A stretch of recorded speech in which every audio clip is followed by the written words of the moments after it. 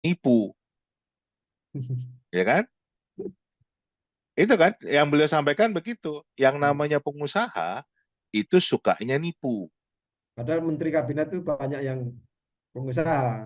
Nah, terus sekarang beliau menyampaikan, memang harus diakui ya, kabinetnya Pak Jokowi itu mayoritas pengusaha semua. Nah, apakah berarti maksud Pak Bahlil itu berarti memang kabinetnya Pak Jokowi suka menipu? Karena logikanya kan seperti itu. Beliau mengatakan, ya kita udah tahu semua lah, karena kita pemain kan gitu. Menteri-menterinya Pak Jokowi ini pemain. Wah, kok jadi serem kan gitu loh. Kok jadi serem kalau beliau mengatakan menteri-menterinya Pak Jokowi itu pemain. Sebelum kita ditipu, kita sudah tahu. Sebelum adik nulis, kakak sudah tahu. Wah, Hmm. ini malah jadi ngeri kita dengarnya nih. Jangan-jangan memang kembali ini menggunakan logikanya Pak Bahlil ya.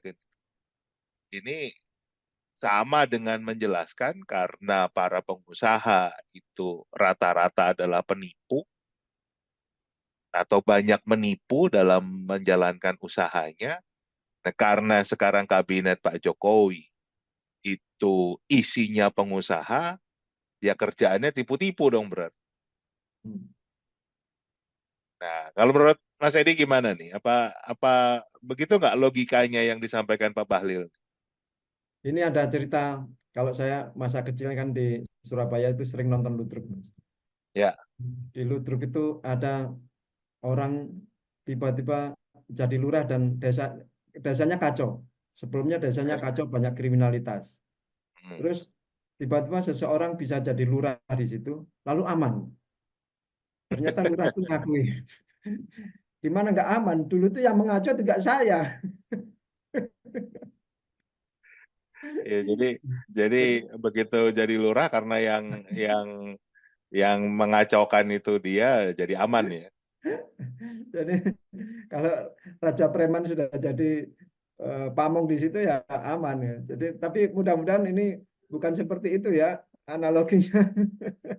Loh, Tapi jelas kalau jelas yang kalau dibilang Pak Balil tadi, kami ini cuma semuanya juga pemain sudah tahu akal bulusnya kan sudah tahu kan gitu. ya, loh justru kalau buat saya kalau memang ternyata kalau tadinya pemain ya kan, tadinya penipu terus sekarang menjadi pejabat publik, terus kemudian tobat kan betul-betul bekerja untuk rakyat, saya masih acungi jempol. Tapi kalau udah jadi pejabat publik masih nipu juga, nah itu yang bahaya Mas, ya kan? Jadi kalau di cerita Ludruk tadi bukannya jadi aman, tapi malah tambah parah kan. Nah ini kita harus sama-sama evaluasi sendiri Indonesia sekarang bagaimana. Apakah memang rakyatnya semakin sejahtera? Apakah memang ada kepastian hukum? Apakah memang terjadi keadilan? Atau justru semakin jauh jurang ketimpangan? Ya kan? Kita belum lama juga membahas bagaimana biaya pendidikan itu tinggi, biaya hidup itu tinggi. Nah, jangan-jangan kalau kembali pakai logikanya Pak Bahlil karena kita sering ditipu nih rakyat nih kan. Mudah-mudahan enggak ya.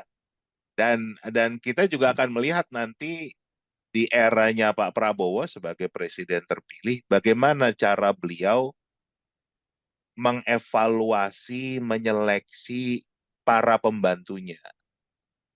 Dan kita juga sudah bahas apakah memang hanya bagi-bagi kekuasaan dari dari parpol pendukung baik itu yang di koalisi Indonesia Majunya 02 atau yang akan bergabung bagi-bagi jatah menteri di sana atau juga dari para relawan kita sudah bahas ada para selebritis para bintang yang digadang-gadang juga akan menjadi menteri atau memang beliau mementingkan teknokrasinya jadi profesionalitas di bidang tersebut untuk membantu betul-betul mencapai tujuan dari pembangunan itu sendiri. Nah, ini yang kita sebagai rakyat kita dorong terus ya supaya Pak Prabowo betul-betul mementingkan rakyat, bagaimana cara beliau memilih pembantunya itu berdasarkan kompetensi, kapasitas, rekam jejak. Ya, Bahaya apakah nih kalau ya kalau apakah para pemain yang disebutkan Bahlil tadi mau dipakai lagi oleh Pak Prabowo atau ganti pemain? iya itulah diksi yang dipakai Pak Bahlil ini ngeri juga menyebutnya pemain kan gitu loh. Jadi eh, kita bukan mau menjelekan ya, tapi konotasi yang dipakai oleh Pak Bahlil sendiri itu berdampak ya kesannya kan negatif. Ini pemain nih kan begitu. Pemain yang suka menipu karena dia tahu mana yang tipuan, mana yang enggak. Menyebut nama lagi menteri ini, menteri itu. Dan memang faktanya pengusaha semua. Nah, ini yang kita berupaya kawal lah kan. Kita berupaya kawal dan juga bicara dari konteks apa yang disampaikan Pak Bahlil ini, kalau menurut saya memang eranya Pak Jokowi itu banyak fokusnya ke pertambangan.